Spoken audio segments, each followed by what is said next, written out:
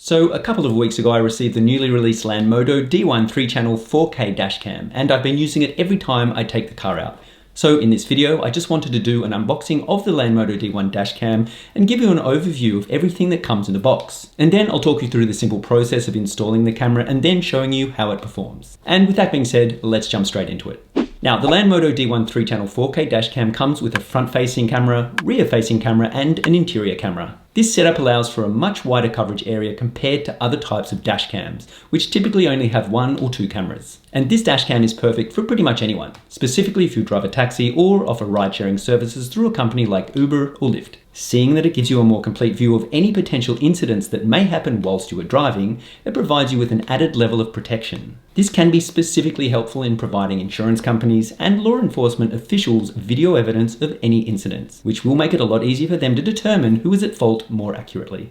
So let's start by taking a look at what comes in the box of the Lanmodo D1 3-channel dashcam. And as you can see, the package is quite compact. And you can see on the front of the box some of the features that are included with the D1 dashcam, which are the ability to film in 4K ultra high definition, 3 cameras that include a front-facing, rear-facing and interior camera, parking mode, Wi-Fi, built-in GPS, and finally night vision. And when ordering this dashcam, I also opted for a 128GB TF card, so I can easily save any footage that is recorded whilst I'm driving in the car. Now, if you are interested in purchasing this dashcam, you can actually receive up to $50 off your next order by clicking the link in the description below and then using the coupon code LAM8TH. But just note that this coupon code is only valid until May 10th.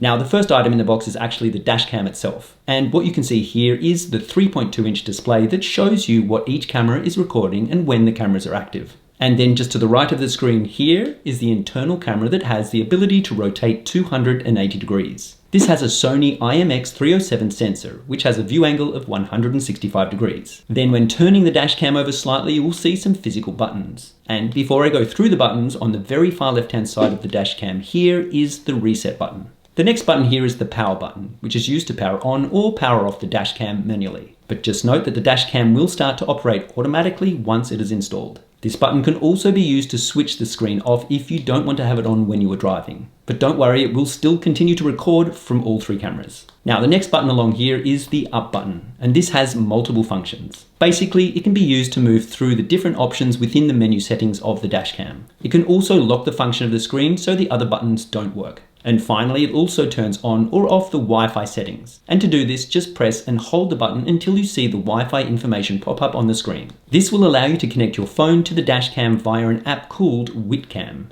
This app can be downloaded to help you control the dashcam from your mobile phone. And the easiest way to find this app is to go to page 12 in the instruction manual and just scan the QR code that they have provided. Once this app is installed, you will be able to connect to the dashcam via its inbuilt Wi-Fi. Now, the next button along is the OK button. And this is used to either confirm your selection when you are within the menu mode or to start or stop recording. Now, to tell if the device is actually recording, you will notice a little red dot on the left-hand side of the display here. So when I press the OK button, you will notice that the red dot disappears. And then when I press the OK button again, the red dot reappears, which means the dashcam is actually recording. Now, the next button along is the down button, and this basically allows you to either scroll through the menu or you can switch between camera views. As you can see here, there is the front-facing view, the internal view of me holding my iPhone, and then the rear-facing camera. Then finally is the M button, which allows you to access the menu and browse through any pictures or videos you have saved to the device. To use this function, just press and hold the M button to bring up the files that are saved to the device. And then to get out of this view, just press and hold the button again, and it will take you back to the original screen.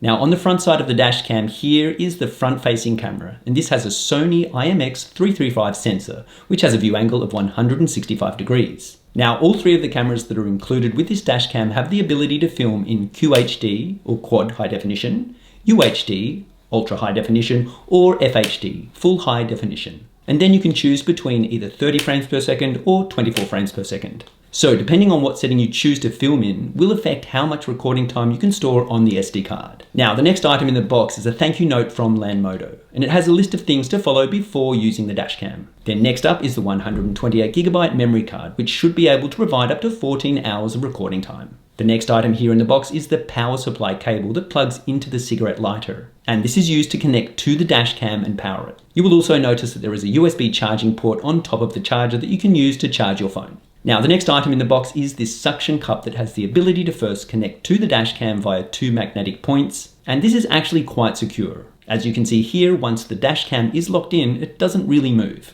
Then once you have the dash cam secure, you can just attach the suction cup to the desired location on your windscreen. The next item here is the rear-facing camera that offers a 170-degree view angle, and it has a rotational fitment so you can adjust the level of the actual camera. Then on the camera mount here is a 3M sticker that should quite easily hold the camera on the inside of your rear window, and there is a spare 3M sticker just in case you need it. Now, once the rear-facing camera is installed, you will actually need to direct the wiring back to the front-facing dash cam so it can power the camera and provide you with the rear video footage. And this wiring is approximately 6 meters in length. Now, you might notice that there is a red wire amongst the black wire. This can actually be connected to the reverse light, which will give you the ability to use the rear dash cam as a reverse camera. Now, the next item in the box is a USB to USB-C cable, which can be used for the following item inside the box, which is a card reader. And this can be used to transfer the data from the memory card to your computer or mobile phone. Now, the last item in the box is the user manual, which goes over how to use and install the dash cam.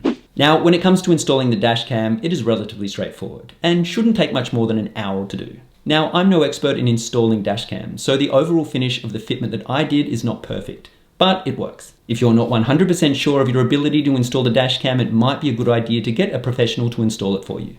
Now, in terms of video quality, I have the settings for each camera on the highest quality. And as you can see here in the videos, the picture for every camera, whether it is during the day or night, is clear enough to make out what the street signs say and even what the number plates are of the cars that come within a reasonable distance to my car. Now, the internal camera can also record sound from within the cabin. This can be quite useful if you were driving for Uber or Lyft and there is an issue with a customer. It basically just provides you with an added level of security.